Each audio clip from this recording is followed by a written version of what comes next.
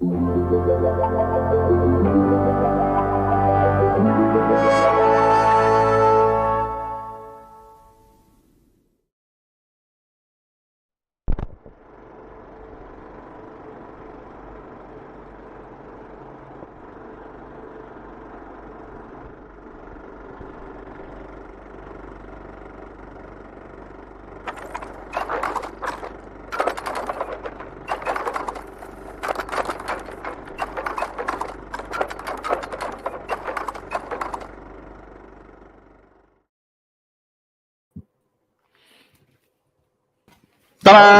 There we go.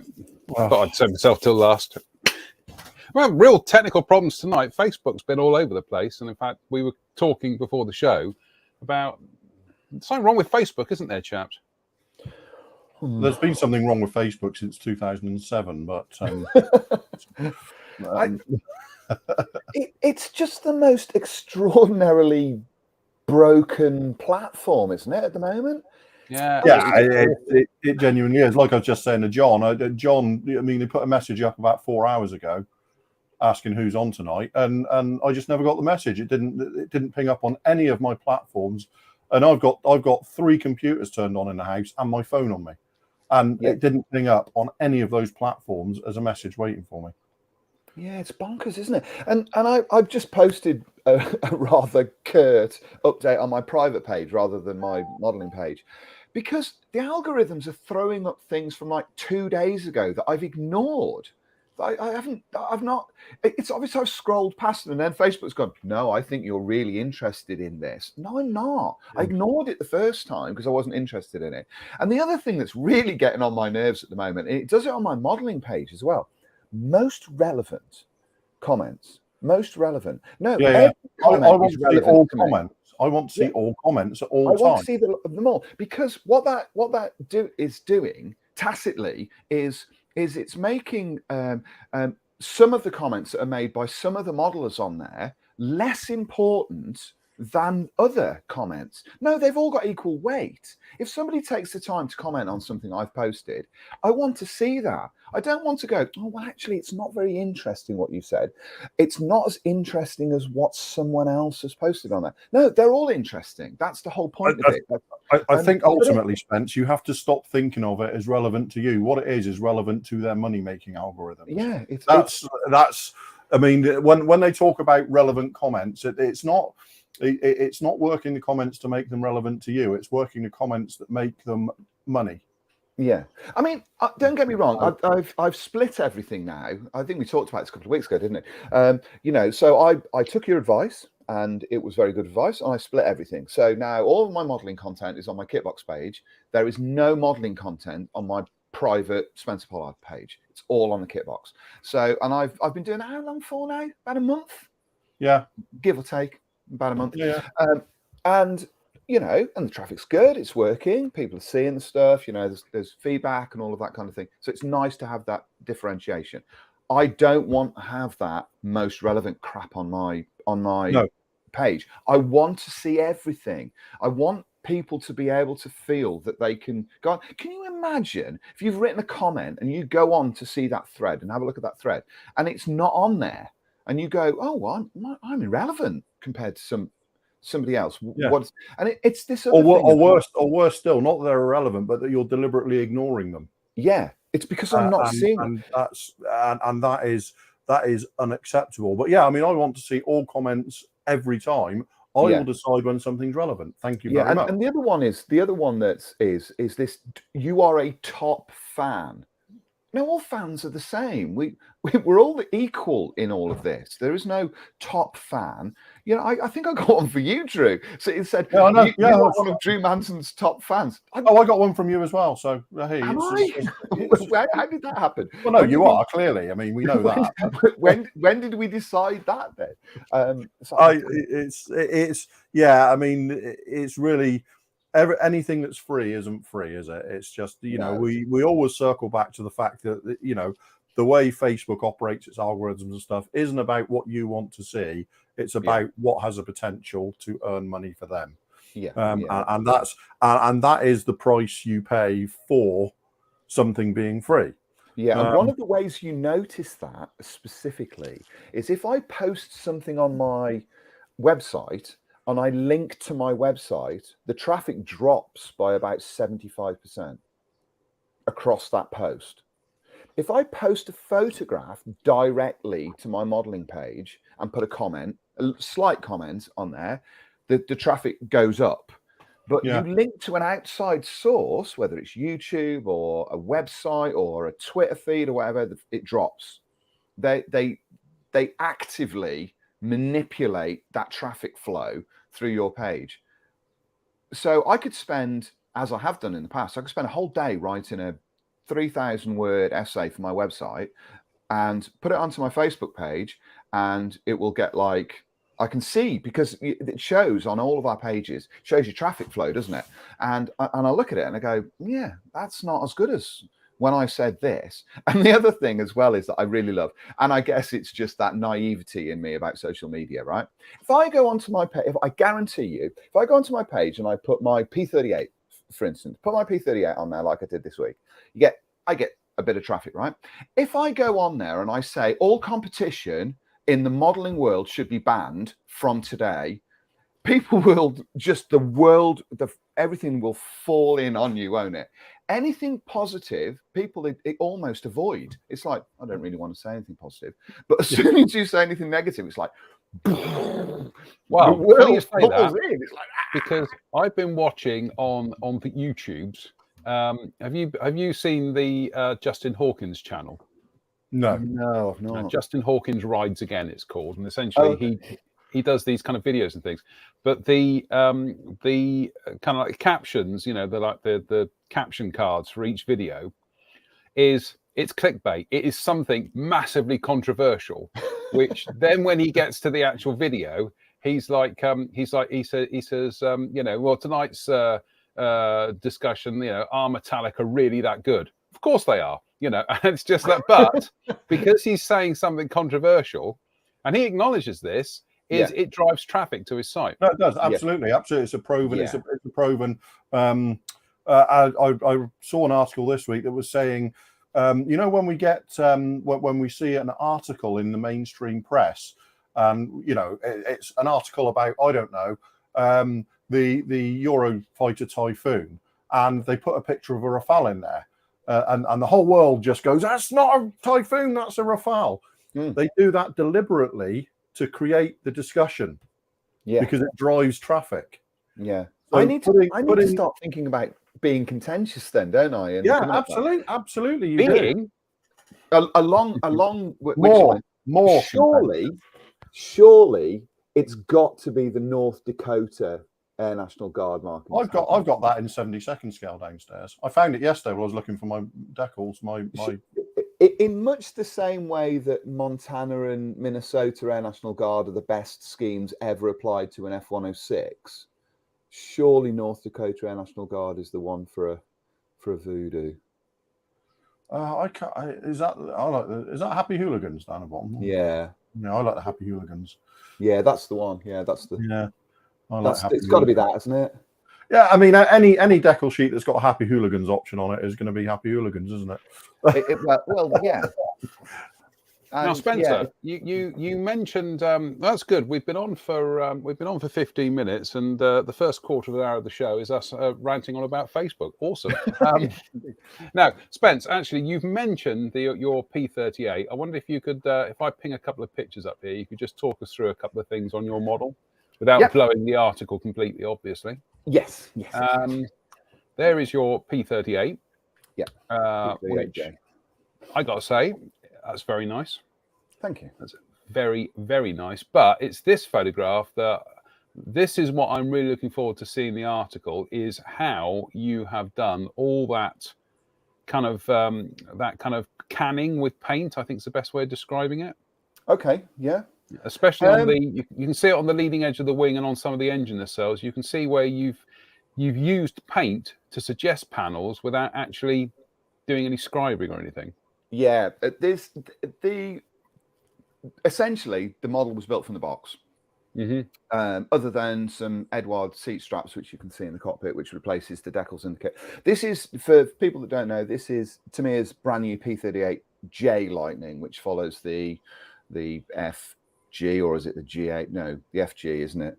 And this is the new version that's just about to hit the shelves, I think, later in July sometime. And this version is in this natural metal color scheme. So the model was built from the box, and it was painted using essentially my normal collection of techniques for natural metal. So it was base coated in AS12, which is bare metal silver, which I've used loads of times, and that was the sort of the basic shade that I put on. And then over the top of that, I masked off panels to create sort of dissimilar areas. And I used Gunsanyo's super metallics to do that. I used their super stainless, their super chrome, and I also used Tamiya's LP silver as well, which is a really nice bright kind of silver, and matte aluminium, which I used very sparingly on the model. Now the canning that you see here and the degradation that you see around this, around the upper part of the nacelle, was a deviation from a technique. Basically what I used on other natural metal finishes was that I would use the texture templates that I've used on a lot of other models over the last sort of 3 or 4 years, and Tamiya smoke to create that illusion of sort of tarnishing and dirt and all of that kind of stuff. This was completely different. I didn't use that at all. What I did was that I sprayed over the model with oil paints. So I airbrushed oil paints onto the model, a mixture of raw umber and black oil paint, which I thinned with odorless turpentine so that it was basically this. It was the wash that I used in the panel lines. I put into the airbrush cup, and then I airbrushed over the various parts of the model, specifically the top of the nacelle, top of the boom, the sides of the nacelle, and everything. And I just basically blew a layer of it over the top. And then what I used was to make up cotton wool makeup pads, the small circular ones. And I used that to, what I did is I kind of wrapped my finger in it and I gently tapped over the surface of the model using these things in here, these makeup pads. So I kind of wrapped it around my finger and I tapped over the surface of the model. And what that did is it basically broke that oil paint up and blended it slightly into the surface. You can also see that what I'd all pre-done before that was that once the model was completely painted, completely finished, completely decaled, everything, but not weathered, I engraved all of the riveting into the surface of it. So the model was effectively finished, and then I riveted the whole thing. So you can see where the rivet lines are in there. And what that did for me was I was riveting into the paint rather than riveting into the plastic, and that gave that sort of really subtle illusion of the kind of rivet lines that I wanted on the surface. So then what I did was I was sort of blending it in and building up layers of this oil paint. The oil paint allows you to work into the surface and keep working on it. With it being metal as well, the oil paint doesn't tend to stick and stain it as much as it does on like a sort of a matte camouflage finish. You can actually work it. I also use cotton buds as well to sort of break it up. You'll sort of see that around the kind of the where the sort of supercharger and exhaust and everything is on the top of the boom. You can see where it's broken up. And then what I did is I used micro brushes on this. And I've shown micro brushes off before there, the small pink brushes that you can buy using for cleaning airbrushes and that kind of thing. And what I did with those micro brushes was that I used those to draw along the top of lines of rivets. So you can sort of see where they were drawn over the top of the rivets on the top of the engine nacelle, and also the leading edge of the wing, in like a crisscross pattern. And what that did is it removed the oil paint back down to the layer of the metal. Once I'd got that in place, it looked quite stark. It looked sort of overly stark. So then I went back in with the makeup pads and I blended it back in and soften the effect. And what you can do with these makeup pads, if you leave the oil paint to sort of settle for a couple of hours, is by not actually holding the pad, but holding it by the edge, and then just gently rubbing the other edge over the top of the oil paint, it very, very gently blends it back and blends it in. And that created that effect. And all I did is I kept on building those layers up. If I needed to, I added another couple of layers and then just sort of worked that in. And that gives it that kind of oil canning effect. I'm not sure how this technique would work on like camouflage, but I have a suspicion that if the underlaying paint had a satin finish on it, so it was smooth, and it was you could move the finish around, you'd be able to do it on camouflage as well. But it works brilliantly on natural metal, and that's kind of how I did it. And it was just a quick technique to do that. This model was, I did mention to you, didn't I, John, about this model, and I think it sort of maybe bears repeating on here. This model was started on Monday of this week, and I worked on it from Monday morning till Friday night. I had a 5-day block that I could work on this thing. So the entire model from ground up was painted, decaled, weathered, and readied for final construction in one day. It was done in one block. I worked on it from sort of lunchtime to lunchtime, so it was done in one day. So what I was trying to do was trying to find techniques that were as quick as possible. So I was working actually on surfaces that weren't dry underneath. They weren't properly set, but actually that worked okay. It worked really well on this finish. But the great thing about using lacquers and using AS12 as your base coat, and then using, I mean, those Gunsanyo super metallics, they dry like that, you know. They're awesome, aren't they? They're awesome. It's amazing. I was able to sort of paint. I could paint that metal finish and then mask the paneling on it within less than an hour. I had the whole lot painted, and then I could guarantee you, Spence, you could spray that paint, and in the time it took you to clean your airbrush, you'd be able to mask and carry on. Yeah, it wouldn't take an hour. Yeah. That is utterly spectacular, Spencer. That is, yeah. I really want to do one of the scats, one of Robin Old's scats, because we all know that Robin Old is my hero. So I really want to do, I think, Scat 3, possibly. There's some nice schemes in the kit, Drew. I don't. Yeah, there's Pudgy in there as well. This is the obviously Marge is the A scheme. Yeah. The reason why I chose this, I'm actually Richard Bong is quite he's quite an interesting character. I quite liked him as a pilot. I found some photographs. There's a book. One of the Osprey books on the Lightning. It's quite a thick volume, and there's a load of photographs of him. He's quite an unassuming sort of guy when you look at him as well. A lot of these guys were, weren't they? A lot of these guys were really nothing, you know. Kind of ideal fighter pilot, isn't it? 5'6", 5'8". Yeah, sort of like that. I also love the idea as well. I know a lot of the guys had the names of their girlfriends. I love the idea that he got a photograph of his wife on the nose, which I thought was interesting. But the reason I chose this one, apart from that, I like the red trim that you had on the fins and also on the wingtips. I thought that was kind of nice. Having said that, the other ones that were in here are, I guess they're fairly well known, aren't they? Pup Maru is pretty famous, isn't it? And the other one was is it Pudgy? I think it is. Yeah, I think it is. I think is it on the back of this one? Yeah, there it is. I knew it was on the back of this one. So yeah, I mean, for me, so that's the other one.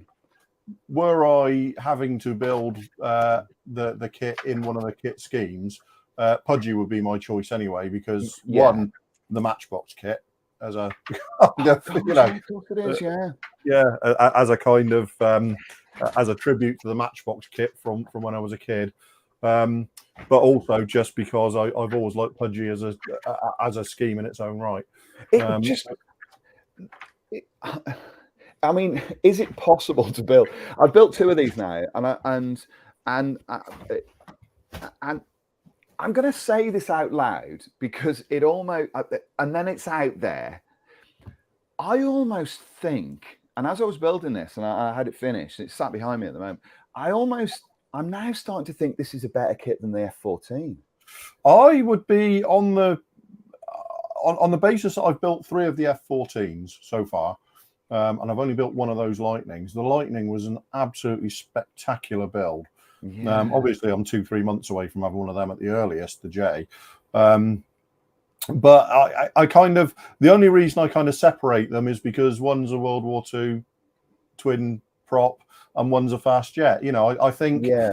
But having said that, they're both fairly complicated shapes that have eluded and challenged many other manufacturers in the past. So I kind of think that they're kind of neck and neck for me. I remember reading that Matt McDougall had written, he'd done a blog post and said that he thought the P38 was better than the F14. And I was thinking, come on, Matt, I'm not sure that's true, actually. But now I'm thinking he might have had a point, because there is something about this kit oozes quality, doesn't it? There's only one thing about it, and I've had this happen on both builds now, and I still can't fathom it out. I don't know what's going on. The rear canopy section didn't fit properly. And it fitted perfectly until I put the radio gear in. So you don't get that with a Tomcat. No, it was sort of weird. The other thing as well, while I've got you on this subject of P38s, I tried out, while I was working on this, some of this. Was that the Neo? Was that the new stuff? Yeah, this stuff I'd not tried. Okay, right. Now, all 3 of us have built natural metal finishes. And one of the things about building a natural metal finishes is stickers don't really like to stick to natural metal, do they? Without some form of help. Because there's something about the metallic, they don't bond properly on it. Now, I tried this stuff out and I thought I'd give it a go. I used this as my setting solution, right, as well as the usual kind of raft decals and ammos. But this stuff is an odd change of pace for me, because it's actually an adhesive. Yeah. It's an adhesive. Yeah. Yeah, and if anybody's not tried this out, this stuff here, it's got PVA in it. So it acts like a setting solution, but also as like it's almost like dipping them in clear, isn't it? For want of a better word. I was really taken with it. I really, really liked it, and I thought, and I used it on all of the stencils on the kit. So every single little stencil, you know, if anything's going to silver on a model, it's a stencil, isn't it? That's about 2 mil across. That's what's going to happen. Oh yeah.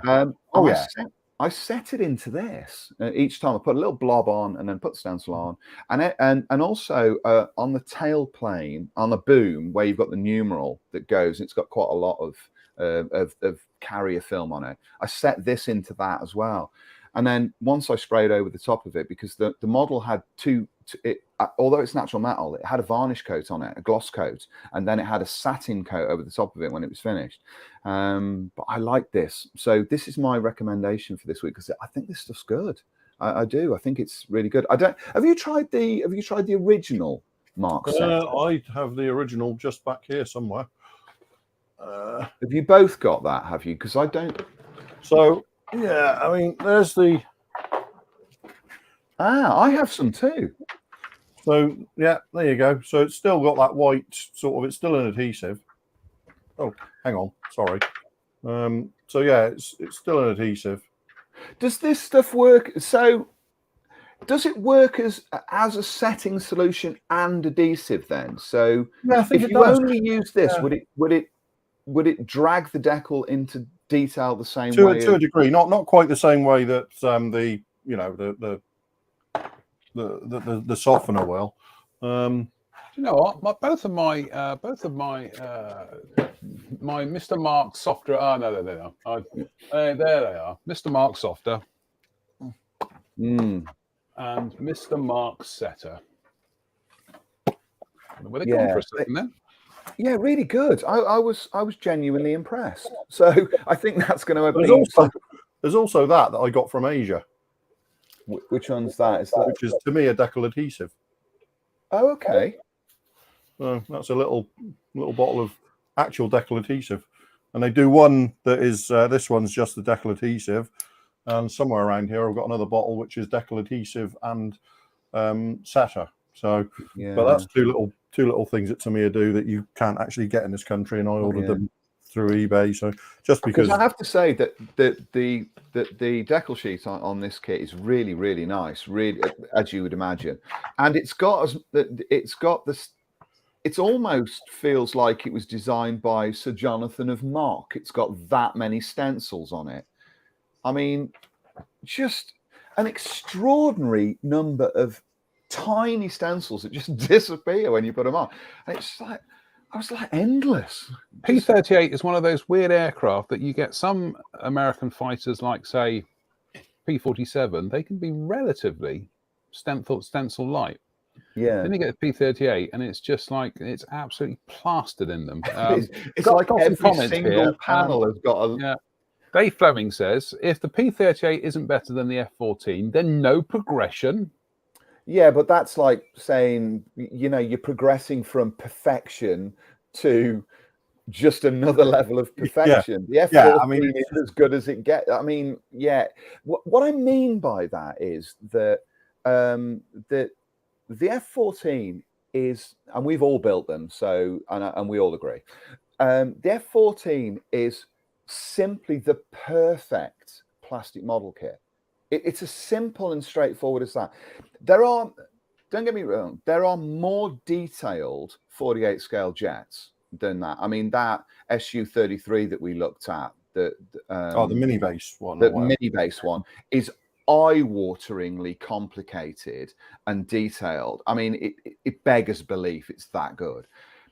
But when you take into account how you can put that F-14 together, the levels of detail, the complexity of it, the way it's molded, everything about it is literally flawless, isn't it? I mean, it can't. Yeah, it's one of those. It's such a perfect storm of utter perfection in terms of it's a complicated shape.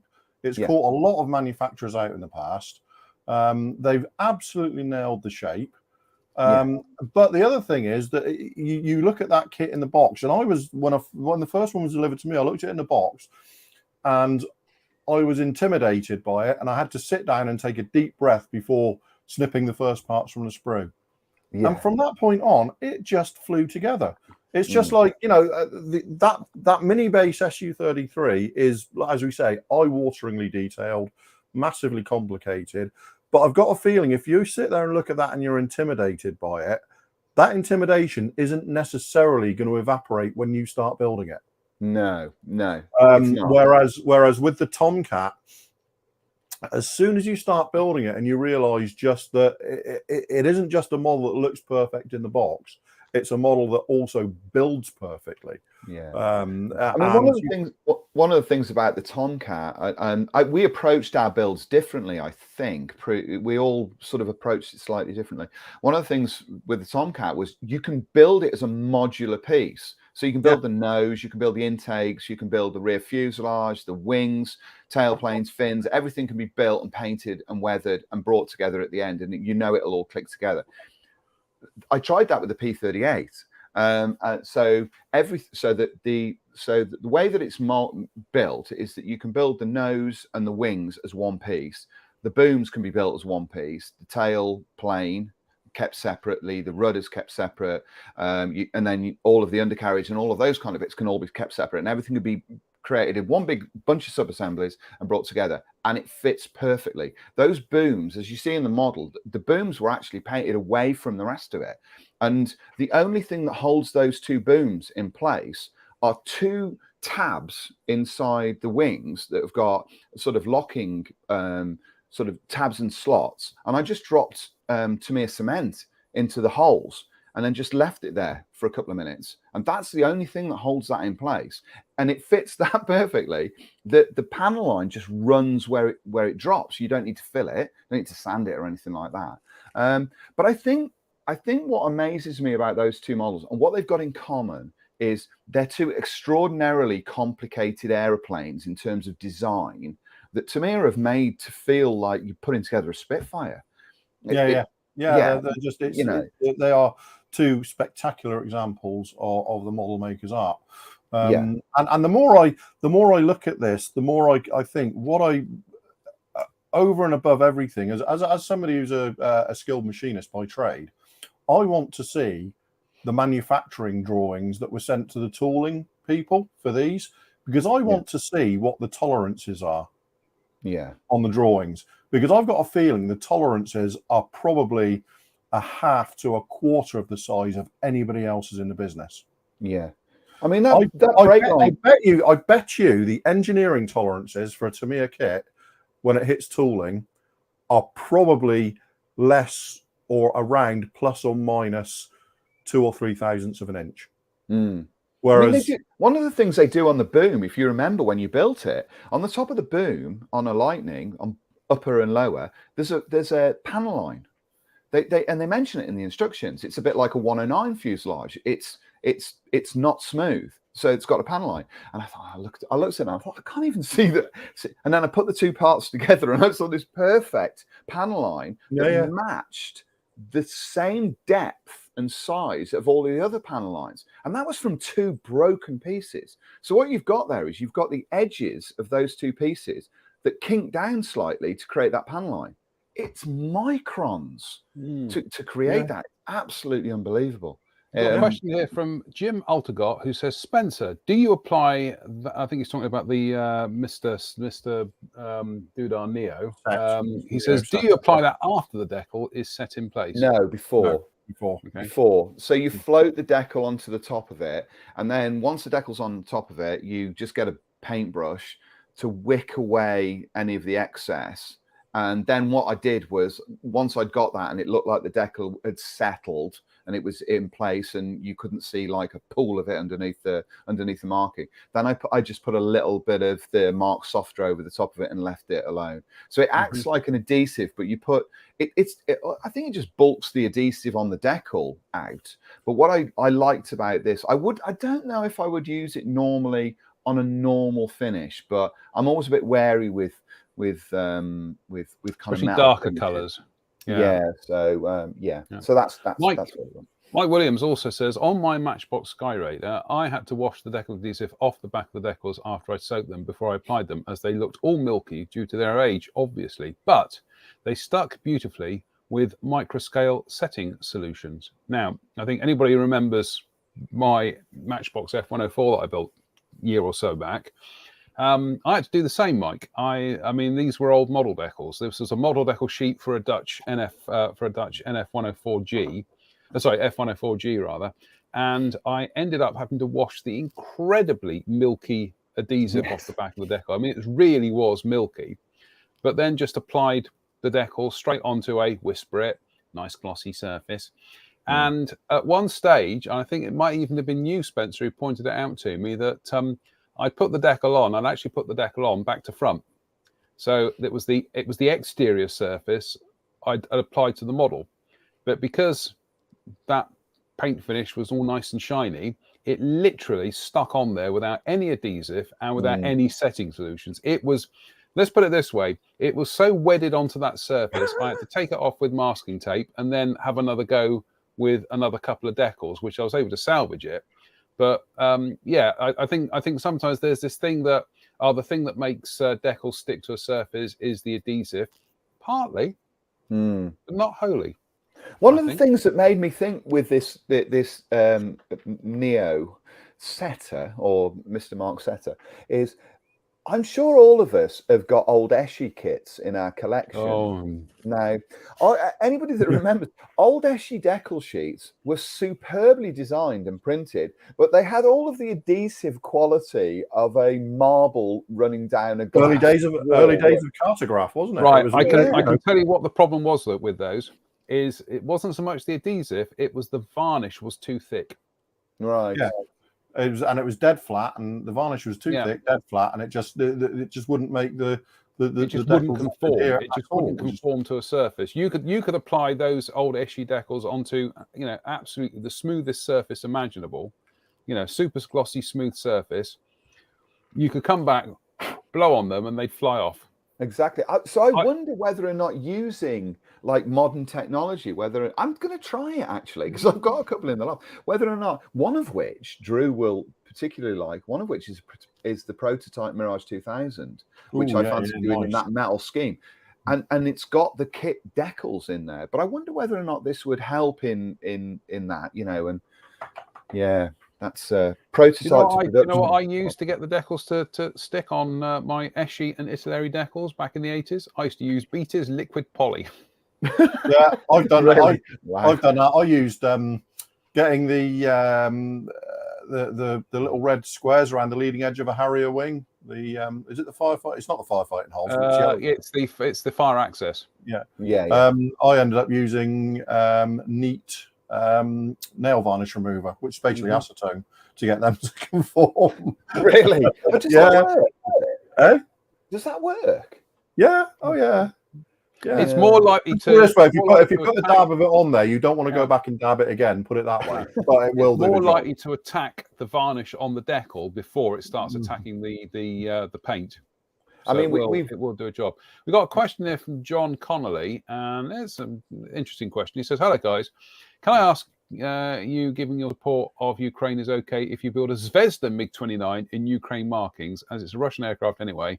I got some crap on Facebook for posting it. I would say build what your model, your rules, but yeah, it's not. It's not. I don't have any issue with that whatsoever. You build what you want in the colours you want, as you want. And I think that perhaps I think all three of us would be in violent agreement with that. We're not. We have expressed our preferences and our support. We are not being prescriptive about what other people do, because that's not our position to do so. Yeah, no. I think that's that's basically that's the long and short of it. Yeah, and I think if we were all in your shoes as well, we'd do the same. So yes, indeed, absolutely. Yeah. It's not. Let's have a quick run through some people here tonight. Well, we've got some new viewers tonight. We have Jan Dorn Johansson from Denmark. He says hello good evening from Denmark. Good evening. I believe there was from Mexico as well this evening. Well, we've got F.A. Arat. Hello from Turkey. Good evening, F.A. F.A. Apologies if I got your name wrong there. I'm the arch mangler of people's names on this show. We had, I just saw the Mexico one. I'm trying to find it again. It's a Facebook one very early on. Yeah, Facebook one. Yes, here we go. Carlos Ruiz says greetings from Mexico. Is this our first Mexican? Probably is. Yeah. I was going to say we should give him a wave, but that's just an appalling joke. Greetings, Carlos. Yeah, greetings, Carlos. And just saying, who else we've got here? So some of the usual, well, I say the usual faces, our regulars who are always welcome on this show. But like I say, we've got some new names here. So it's always good to welcome new faces. And the other thing is not that, we get a lot of people watching this show. Not all of them tend to put their names up on the comment section. So if you're watching for the first time and you're probably thinking, what on earth have I tuned into? Don't worry. What's this nonsense? What on earth is this? What is this? Yeah, just pop three middle-aged guys bleating on about Facebook and decal setting solutions. Steve Suave from Canada. He says Ottawa, Canada here. I got to say, it was pretty Ottawa outside today. Yeah, I'll stop it now. Pretty hot. No, okay. Was it warm down where you are? Because it was absolutely freezing up here. Look, yeah, it has been very warm here. Really? It's been lovely. Awful day. Yeah. I've been outside. I think in the Arctic Circle up here. It's because you're further in. Well, yeah, you're further inland, so it will be. Down here in the balmy, subtropical Somerset, it's been lovely. We got oh no, that's wrong one. That's Jim. 5:15 a.m. 5:15 a.m. from Sydney, Australia. God, I hope you're getting up for work and haven't tuned in. Got out of bed because it's not worth it. Australia, 5:15 a.m. Mind you, we probably are a very good. We are probably a very good alarm call for people. They probably wake up and think, God, I've got to go out of bed. I don't want to listen to these three whittering on anymore. And then we've got local man, Paul Cave, evening from darkest Somerset, evening as well. And Wayne says, East Coast of Canada here. Excellent. We are nothing if not truly international. Wayne also says no mentioning about cakes today. I've had any cake today, actually, Wayne. I was going to pop out and have some, but then seeing as I might be mucking around on steam trains again this week, I decided to. I had some cake earlier. I had it with custard. Oh, nice. Oh, I did. Ooh. Yeah, there was a small block of sponge cake, and I just thought that'll go really well with custard. So I just had sponge cake and custard. I feel no shame. Yeah, no, absolutely not. That's cake and custard. Indeed. Yeah. Cake and custard. That's what we used to have for school dinner puddings sometimes. Yeah. In fact, shortbread and custard. That was one of our puddings at school. That sounds good. Yeah, that does sound good. That. Juan Francisco Molinado from Guatemala. Guatemala. Good grief. Hello from Muppetville, UK. Well, possibly. Jamie there, he says, I'm live from Saudi.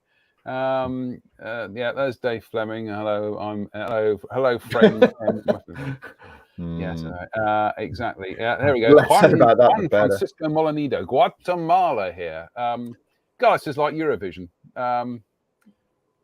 Possibly. Right. Anyway, we're gonna overshoot tonight, but what the heck?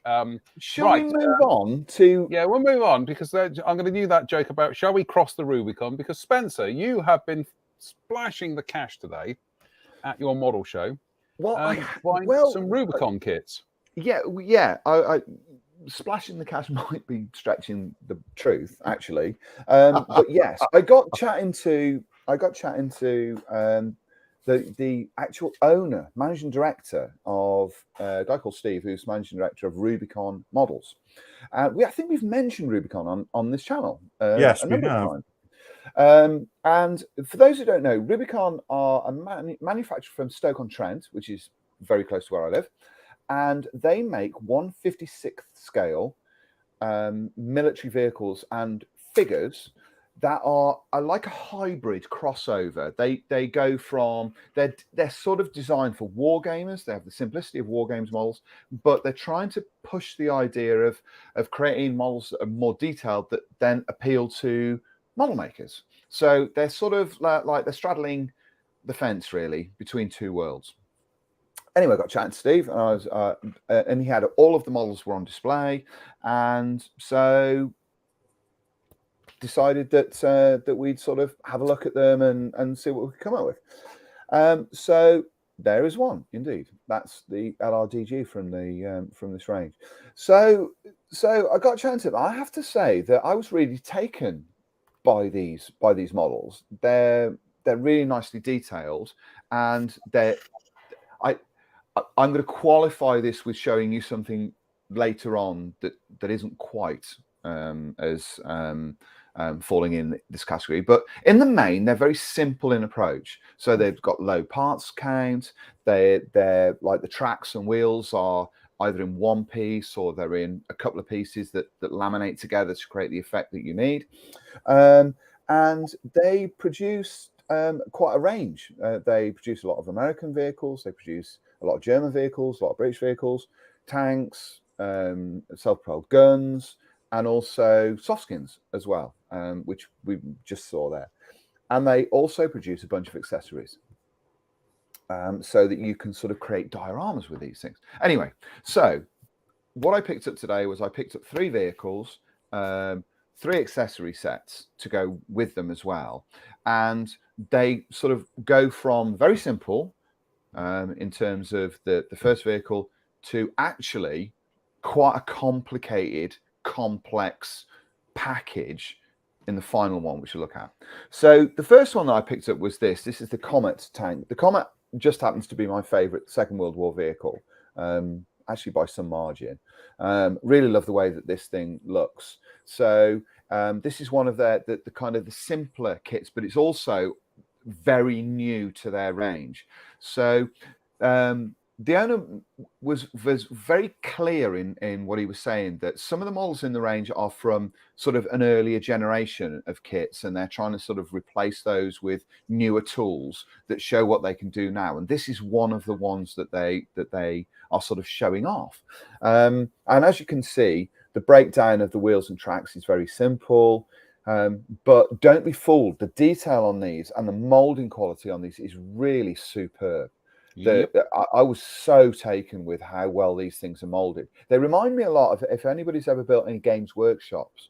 Do you know what I was about to say? Just the sprue there reminds me of Games Workshop stuff. Very similar to that, and very similar sort of quality. Now, I should point out, all of these kits are made in ABS. They're not polystyrene. And what he said today was that by using ABS as the molding agent for these kits, it allows them to create really sharp detail, and you can kind of see that the detail on these is super sharp. Draft angles are almost 90 degrees. The edges are perfectly sharp. The detail is well rendered. They use a lot of slide molds. You can see on this actually how that works, how that operates for creating the track runs on these. Also, you can see as well that they've incorporated within these track runs sagging very gently between the sprocket, the idler, and the return rollers on this. You can see that very gentle sagging. Really, really nice. Each of the kits, each of the armor kits includes at least one figure. This one includes a commander figure, and you can see gun barrels molded in one piece. Super simple to put together as well. I would imagine that this kit isn't going to take much more than an hour or so to put together, and then it's sort of on to painting. 56th scale is, I guess, must be 28 mil, I think, if my mind is working properly, which is the standard war game scale. But it's an intermediate scale between 72nd and 48th as well. It sort of works in that. If you've built 48 scale armor, it's similar kind of size to that, but it is. You do notice how much smaller it is, but it feels nice. It's a nice compact scale. One of the things I was going to say, Spence, was that when I built the Chevrolet, the first thing that struck me about the ABS plastic was exactly is how sharp it is and how much it retains detail. But they do say on the instructions on the back that you do need to do. It says use an ABS cement is required to assemble this plastic kit. But to be honest with you, most of the modern day liquid cements, so to say, like EMA Plastic World, obviously, because that's the prime one, but stuff like the Tamiya Extra Thin, all that, it'll work on this stuff, no problem. Yeah, I picked up. I've got a couple of bottles of the Mr. Cement Deluxe, which I think is designed for ABS, which I think I'm going to use on these kits as well. So yeah, this stuff here, which is pretty much designed for that. And the other thing is that apparently ABS plastic is more easily recyclable as well. Oh well, that's good. So which I think, I'm sure I read that somewhere. I can't remember where, and I may be pulled up and corrected on that now. But a few years ago, Kitty Hawk produced a few aircraft kits in ABS. The Cougar. Yeah, that's right. Yeah, ABS.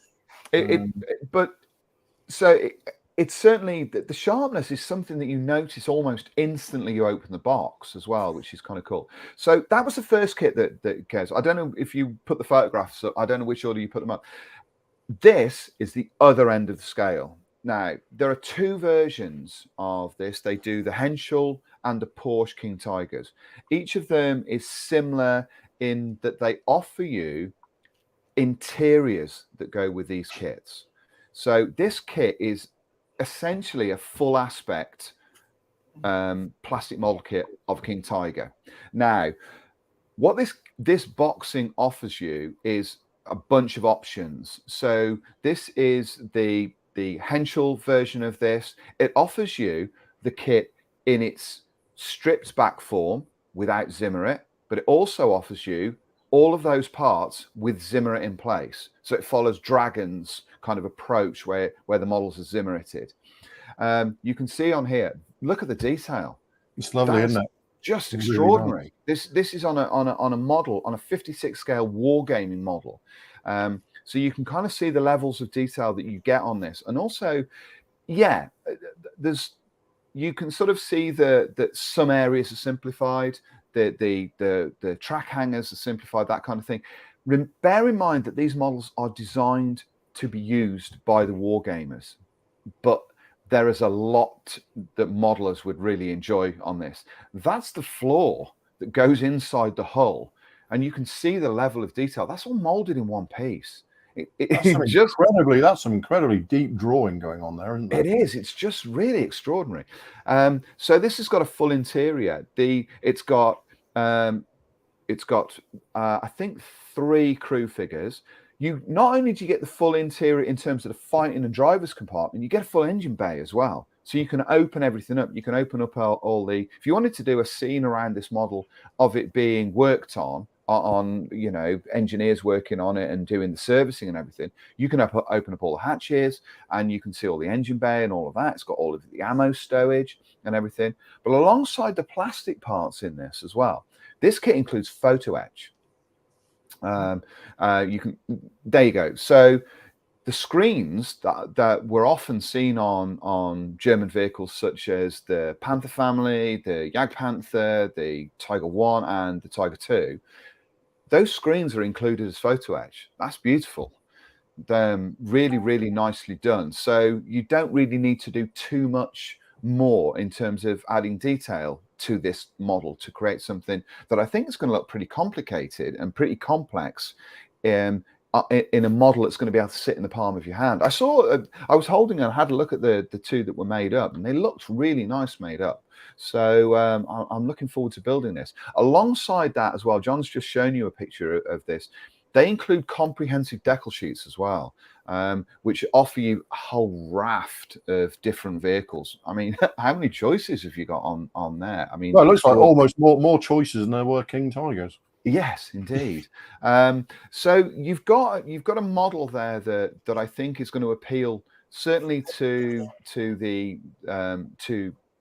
the model makers in us as well as the war gamers. This is just something from the instruction sheet which gives you an idea of how much detail is incorporated in the interior of this model. Isn't that great? It looks really it is a very interesting kind of hybrid, because Rubicon clearly they still have one foot in the wargaming camp. Yeah, because that's their raison d'etre, but they look like they are trying to now reach out and say, hey, you know, these aren't just simplified wargaming models. These are actually, you know, you can actually do things with these. Yeah, indeed. And in fact, I didn't appreciate that there's actually a Rubicon SIG as part of the IPMS. And they had some of their dioramas on display, and they had one diorama that was basically, it had got 2 T-34s on it along a road. It had got a river, a bridge, and all that. And I was chatting to one of the organisers. I said, build that in 35th, it'd be enormous. But in 56 scale, it was so compact, but it didn't lose anything because the models were so nice. I was looking at it going, hey, yeah, that works really, really well. You know, that's kind of cool.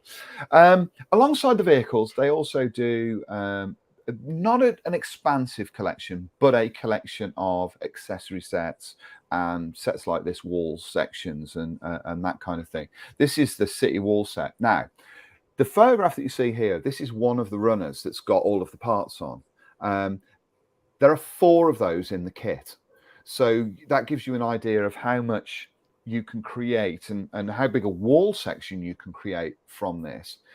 Again, they're built to be used as scenery within war games. So they're not offering you delicate photo etched railings or anything like that. But even so, the detail on this, you can't really see it in the photograph, but the detail below the brickwork, the concrete, has got a nice concrete texture on it as well. And the brickwork's really nicely rendered. They'll look great when they're painted up. Paint them up, weather them, add some moss and ivy over these, a little bit of rust around the railings. They'll look great. So I'm looking forward to putting these together and using these. Stowage set. This is they do a number of these. They do a number of different accessory sets. Actually, I noticed they do like a food accessory set for like civilians and that kind of thing. I chose this one because it's going to go with the Comet. and it's just an allied accessory set. Again, you get a lot of parts in this kit. You get two different two sets of these parts, but I photographed them close up so you can get an idea of the detail on these. I'm trying to work out if that picture is beautifully painted parts or beautifully rendered. Beautifully rendered, I think. Sneaking suspicion it's a render, yeah. But there you go. You get two of these, I think, in the kit. I think there's only two in this one, but you can see the detail on them is really nice, and the folds and the creases on the soft stowage is really nicely sculpted. Detail on the track, on the little individual track links, is really nice too. So this will be really useful because they want a system. They want to create a system that allows modelers to detail their models up. They're sort of going down this route and allowing you to accessorize the vehicles. The vehicles look great just built up. They look really nice, but once you start adding stowage on it, it'll look really cool. So looking forward to that. But there you go. You can see the levels of detail on those. And I think once they're painted up, my plan for these is to sort of step once again into that sort of Games Workshop, that Warhammer world of painting on these models. I did mention to the chap today, to Steve today, and I said, look, I'm thinking of doing that and seeing whether or not those techniques cross over. So using Games Workshop paints and Vallejo paints, and because they're small enough, I think they need to be accentuated a bit more. I don't foresee a reason to paint them in the same way I would a normal vehicle, with loads of dust layers and all that sort of stuff. So I'm perhaps going down a different route. This one is another little accessory set that I really liked. It is what it is. It's a set of telegraph poles and also some street lamps, which are really nice. It's quite flexible. This you'll see in the middle. You can see. If you look to the right of those circles in the middle of the runner, you can see what are effectively the insulators to go along the top of the poles, and you can see that they've molded them cleverly so that you can have two different types. You can have from two different areas, and all you do is you just clip off the ones that you don't want. So it cuts down on the number of parts, simplifies everything. You just remove what you don't need. I guess you could, the ones that you remove, you can just keep, and then with a bit of evergreen or something, you can create another little piece, and you create your own kind of poles. Detail on these again is nice. I like the little street lamps. They sort of remind me of the ones that are in the old Tamir kits. They have that sort of similar kind of basis and everything. But also you can see that the round pedestals are essentially there so that you can build these as wargame accessories and just sort of plant them in on the sort of the base when you're wargaming with these things. So that's what they're there for. John's posted up here. This gives you an indication of what they do. They're what's the post World War II stuff? One of the things we'll come to that because if Rubicon discover Central Europe 1983, we can be friends. One of the things that you would like, Drew, is that they do two beautiful Centurions. Yeah, you see, now we're getting warm. They do. I think the Centurion is an option at Mark 7 and a Mark 5. Right. But I think they also do an Australian one from the Vietnam War with the searchlights and everything on. I think. No, I'm going to make an observation here. Scale purists, please put your hands over your ears, because I'm willing to go out on a limb here and say that when you're looking at things here like log fence set, picket fence set, city wall set, utility and light pole, Dragon's Teeth, industrial wall, domestic furniture, market produce, they're 156th. But I reckon you could get away with them in the 148 scale models. To a degree you could. Some of them, undoubtedly, you could. There is quite a difference between 48th and 56th. It's not the same as 72nd and 76th scale shifts. They are quite noticeable, or 35th and 32nd scale, which actually makes my teeth stand on edge when I see 32nd scale aircraft with 35th scale vehicles, because the difference Linden is, did it. I know, don't do it. It's, but yeah, you certainly could. There's a lot of crossover there. There's no doubt about it.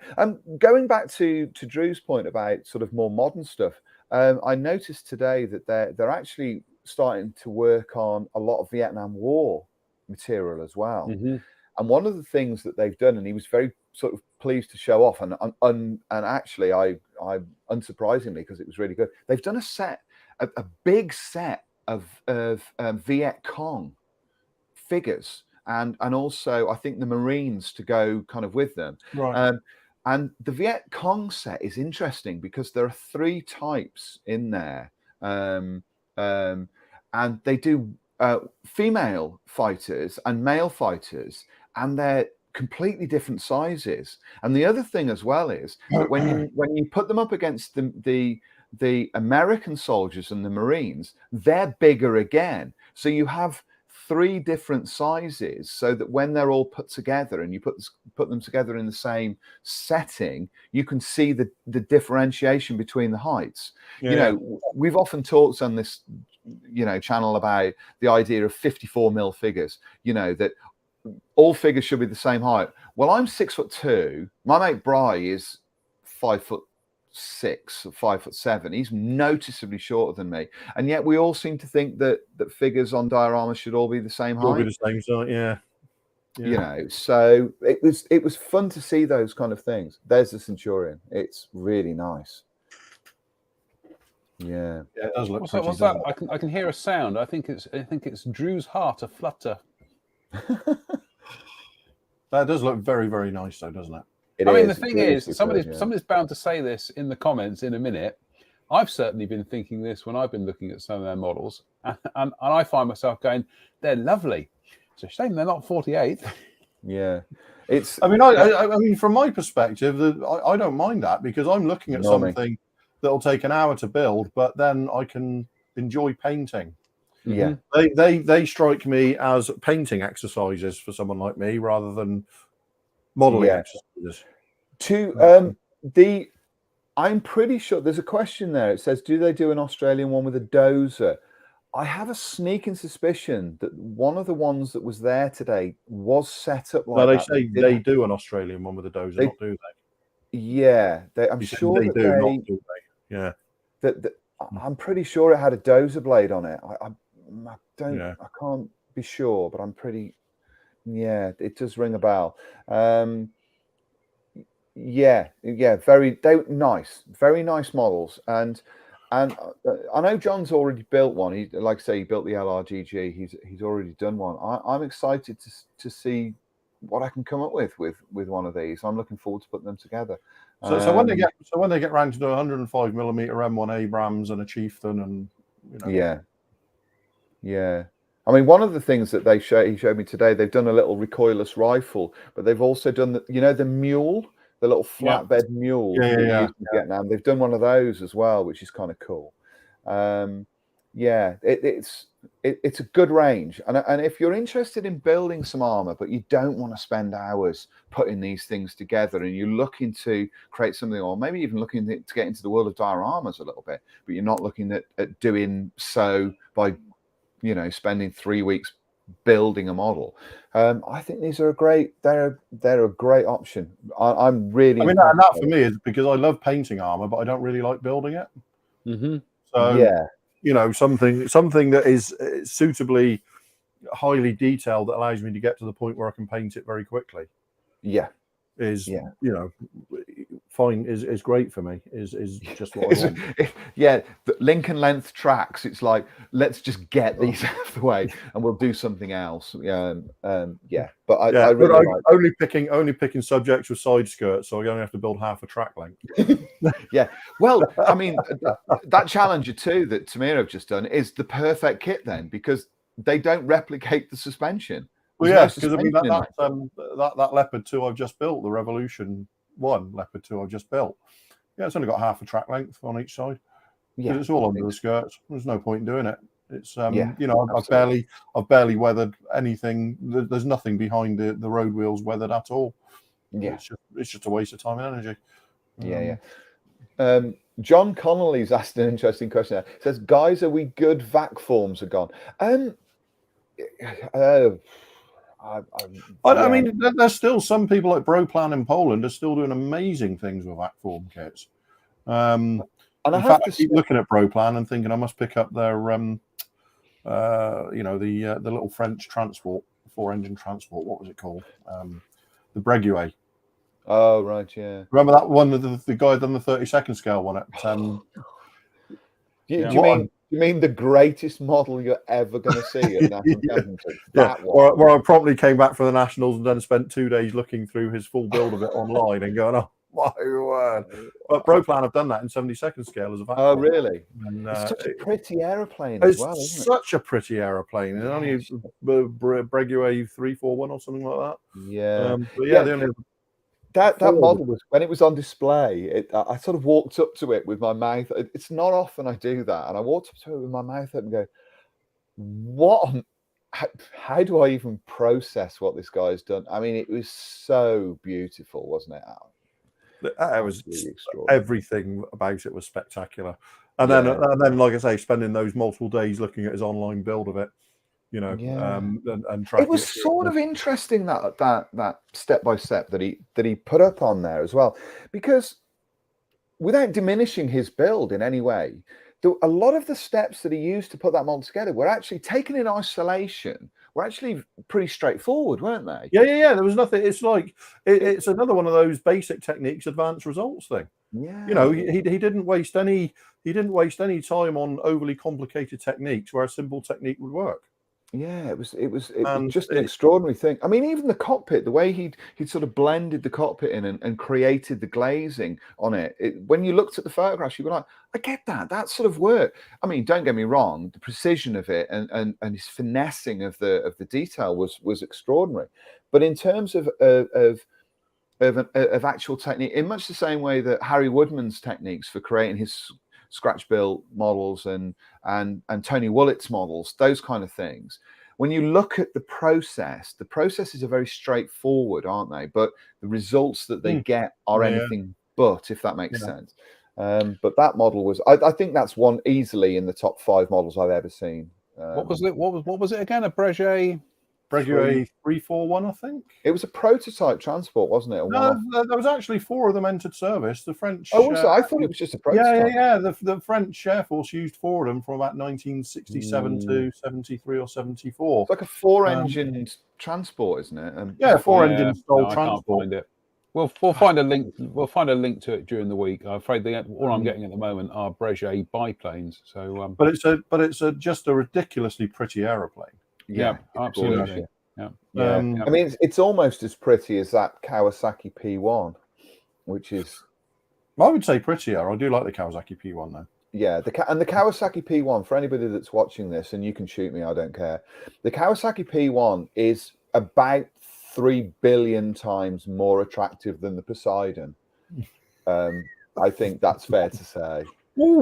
And we should have bought the P1 just for its looks alone. Yes. And also changing that, I love the photograph you posted. I don't know if anybody saw that on your page of the is it the Tempest? They're thinking of calling this. Oh my Lord! Just the most. Whoever designed, did they get like a school child of 4 to design that? Draw an aeroplane. We're going to think about putting it into production. What an awful design that thing is. Terrible thing.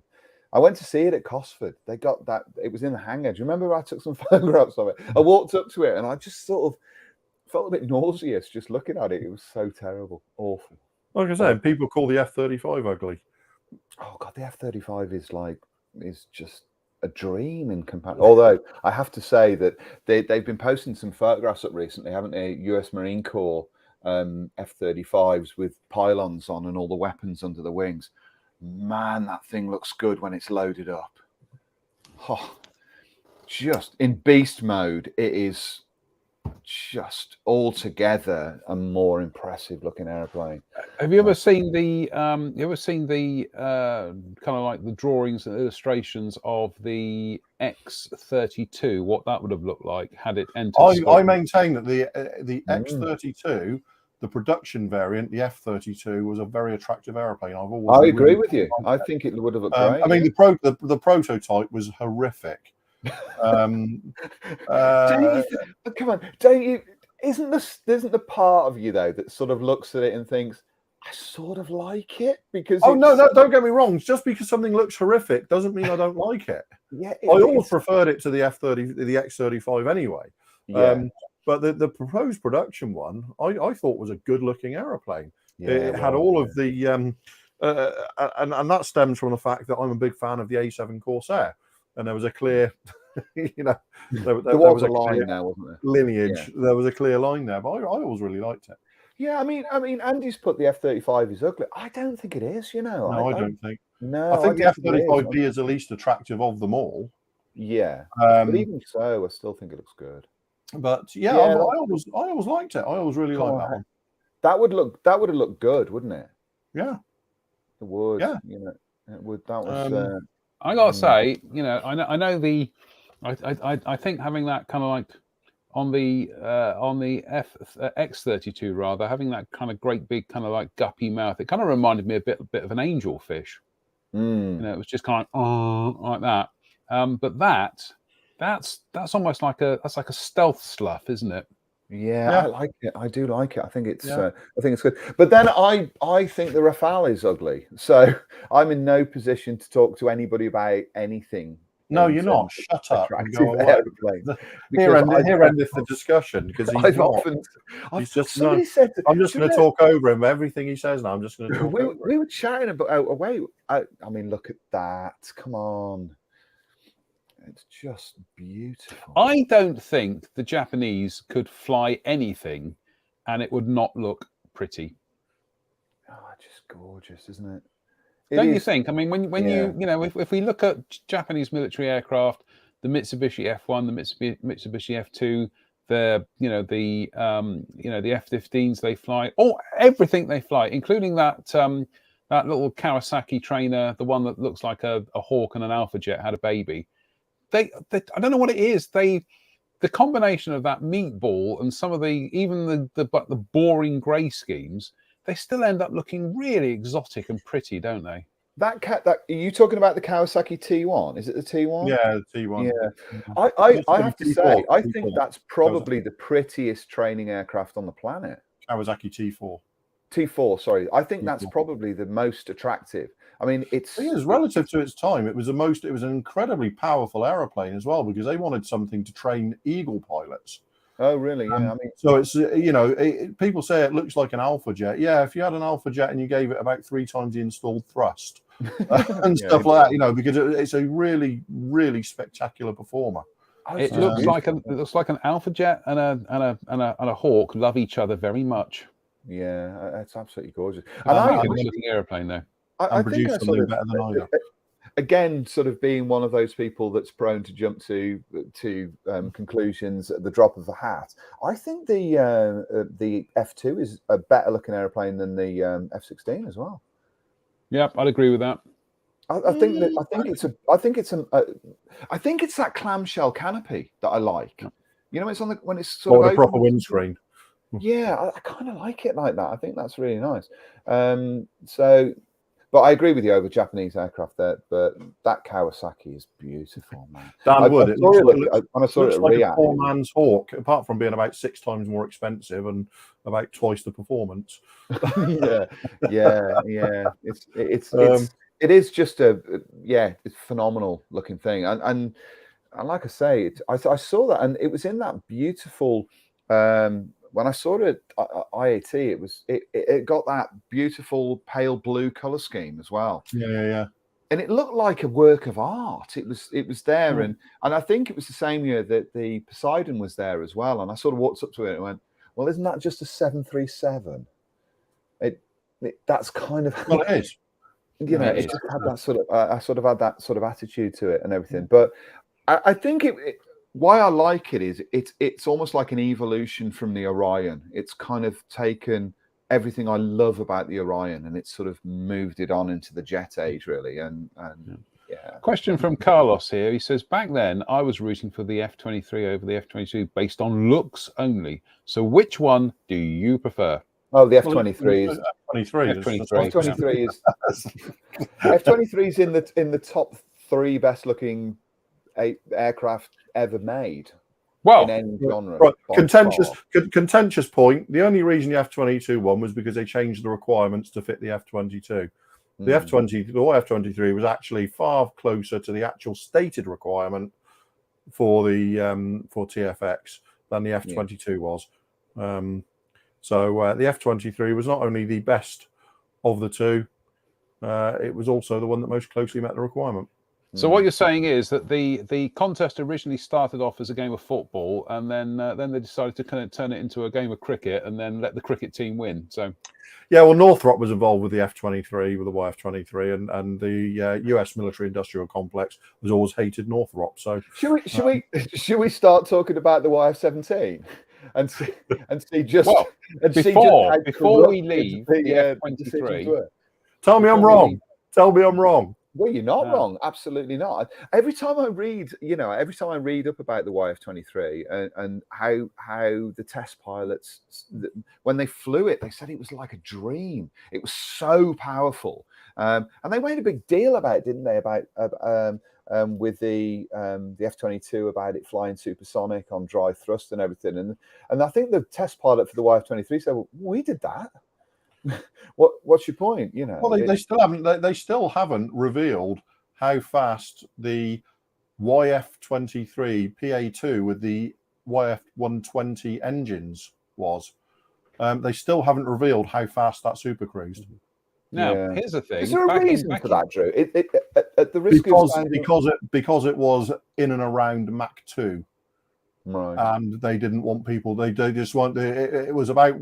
The 119 engined aircraft PA1 that supercruised about Mach 1.62 or Mach 1.63, wow. And they won't say what PA2 supercruised at with the YF-120 engines. And the supposition is because it was around or slightly in excess of Mach 2. There was also other rumours about it, wasn't there? About that platform that it was a developable platform. Away from prying eyes, whether or not that's ever likely to be proven one way or the other. But there was something special about that airplane. There's no two ways about it.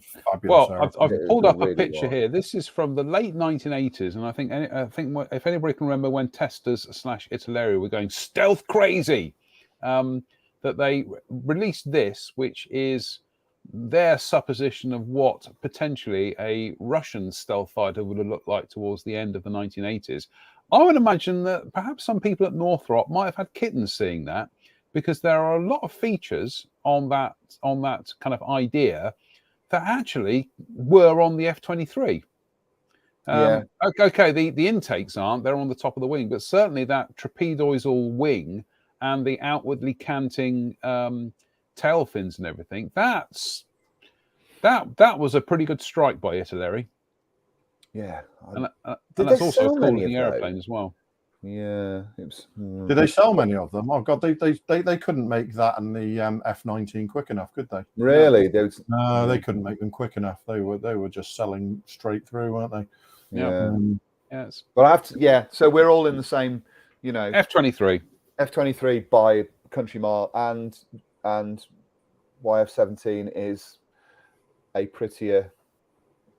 You see, you've snared me now, Spence. Is that prior to me actually looking up and kind of reading up on the YF-17, I remember seeing a kind of like a thing on it about it in, I think it was in like a 2000 AD annual back in the late 1970s or something. But beyond that, I just thought, ugh. And I always thought, yeah, it's just an F-18 with a pointy nose. And then when I actually started reading up on it and the conversations we've had about how it was smaller, it was more like an F-16 sized aeroplane. And yeah, I now look at the YF-17 and think, why isn't there a kit of that? Well, yeah, the designers must have. Dear Model Spit, while you're about. back then, the designers and the engineers who were on that program, they must have got, when the decision was made and they realised that, yeah, they could go for the Air Force contracts because McDonnell Douglas had taken over the Navy part of it, and they were going up against the F-16, which basically just, wrapped everything up in a cotton, ball. They must have thought, I must have gone home one night and just thought, how did that happen? Yeah, I mean, I have to. I as much as I love the YF-17, I have to say the F-16 was not the wrong decision. No, I think it's pretty. The F-16 was not the wrong decision. And the YF-17 went on to great things with one of my favorite aircraft ever, with the F-18. So much as I do love the YF-17, I think on balance, the F-16 was probably the right choice. Yeah. In terms of, we certainly need a kit of it, don't we? I mean, I would be delighted to get a kit of it from one of the higher range, shall we say, higher edge, limited run people. Yeah. The models. It's a really good subject. I think it is. Yeah. But it's just an incredibly pretty aeroplane, isn't it? It is. Yeah. So have either of you two got that book? I haven't. No, I haven't. No.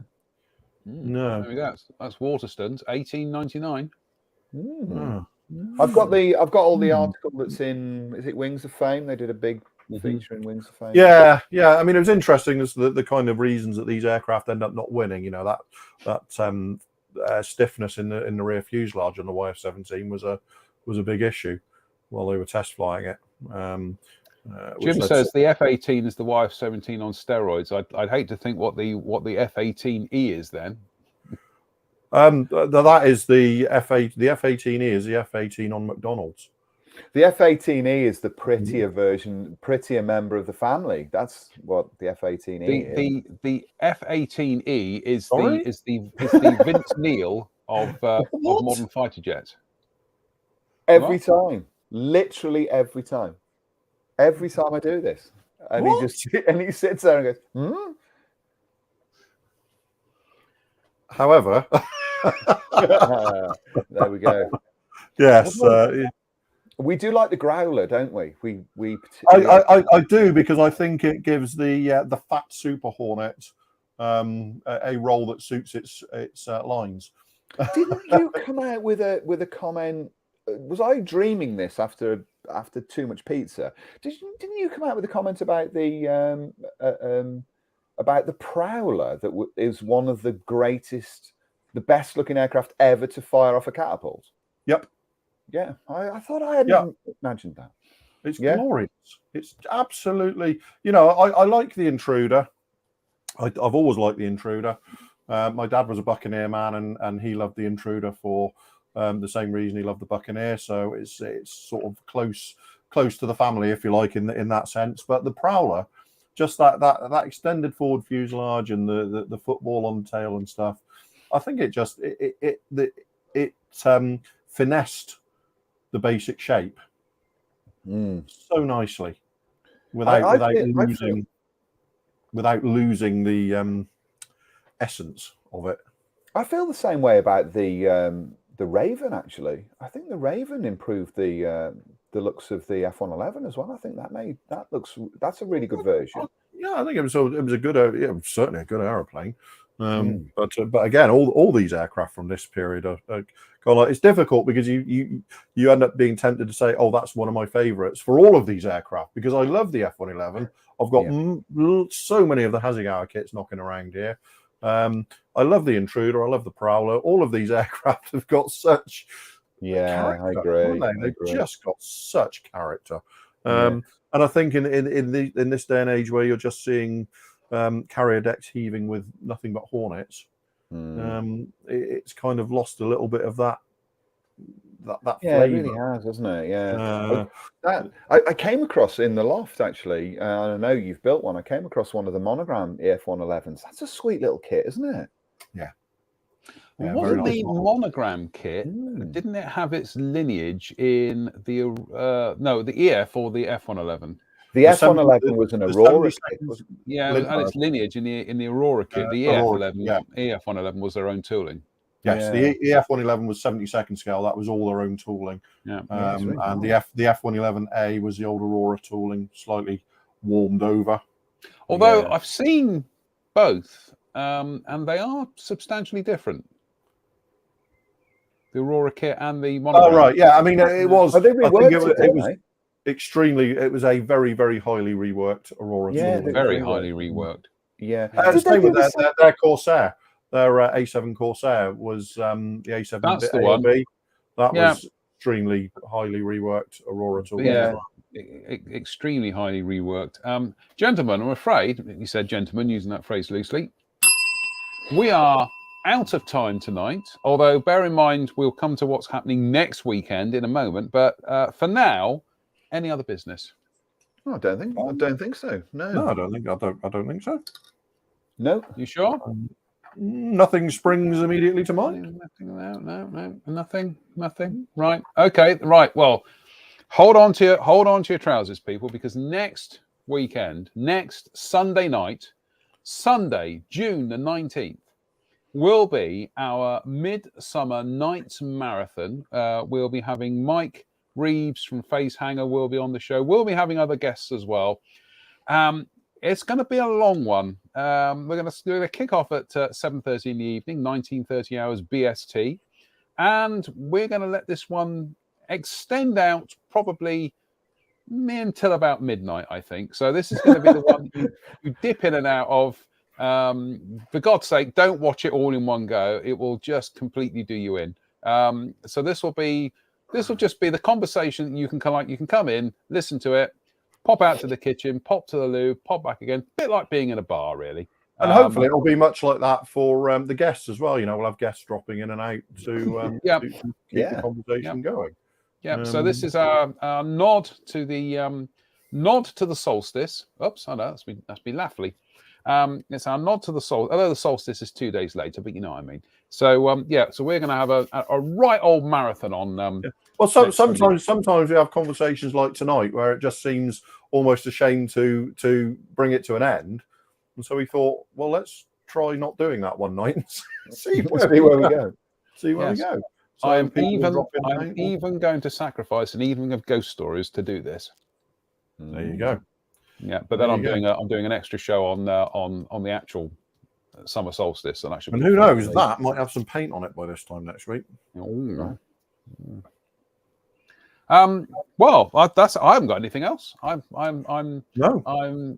still reworking that Hellcat after the paint disaster last week. And I've been messing around with the AK real colors, and I prefer those two grays, so I'm going to stick with them. So, but yeah, anybody out there thinking of building the Matchbox Hellcat, don't. No, don't bother.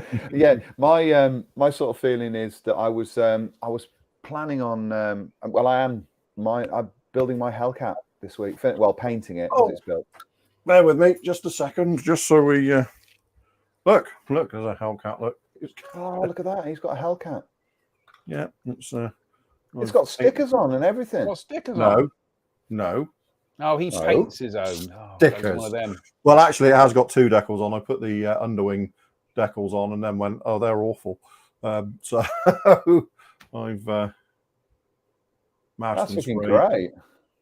great. Yeah, it's all coming together. It's another one of those ones where I sort of got this far and then kind of got distracted by cleaning my bench up, and then thought the Super Hornet could do with a bit of attention. So, but this is the one that's been done for you. Yep, thank you. Brilliant. Yeah, for the book. So yeah, I think we've had a weekend of cleaning benches, haven't we? That's been well. You guilted me into it. Yeah, mine was a shocker, but it's all done now, so I'm really pleased. Clean, not just tidy, I cleaned it as well. If anybody wants to build an Edward Hellcat, do it. Well, my next, once the Hasegawa one's finished, which will be finished this week, I've got the 48 scale kit to have a go at. So it'd be interesting to see how that kind of stacks up against the 72nd scale version. But they look really nice. And the 72nd one is beautiful, isn't it? It looks great. Yeah, absolutely. Yeah. The 48th one's beautiful as well. And we have say hello to Glenn Broman here. He says, brilliant show tonight. He's probably watching something else. But he says, greetings from Barja, Ontario, aka Michigan. So well, welcome aboard, Glenn. It's very nice to have you on the show. So I think, gentlemen, that is going to have to be it for tonight. So, like I say, who's around on Wednesday? Yeah, I'm around. Don't know at the Right, moment. Drew's around Wednesday. We'll probably do some modelling-y stuff on Wednesday. And then, like I say, we'll be back on next Sunday evening at the same time. But you know, put the kettle on, get your snacks out. It's going to be an all-nighter. It's going to be a marathon. So I'm looking forward. It's going to be a late nighter. It's going to be a bit like you know the conversations sat around the sofa at Telford. So you know it's going to be a bit like that. With probably as many toilet breaks as well. So, on that note, just remains for me to say thank you to Spencer, thank you to Drew's workbench because he's forgotten to switch his camera over. Oh, why does anybody care? Oh, I love passive aggressive bullying, Drew. It's But no, I'm wondering why anybody cares to see my face. It wasn't passive aggressive bullying. It was you know, letting my insecurities out. On that note, well, your room is now so dark. You're just a silhouette, quite frankly. So there we go. Yeah. Oh, that's what he looks like. On that note, thank you to everybody who's tuned in tonight. Thank you very much for watching. We'll be back midweek. So until then, as always, stay safe, stay out of trouble, and we'll see you very, very soon. Bye for now. Nighty night.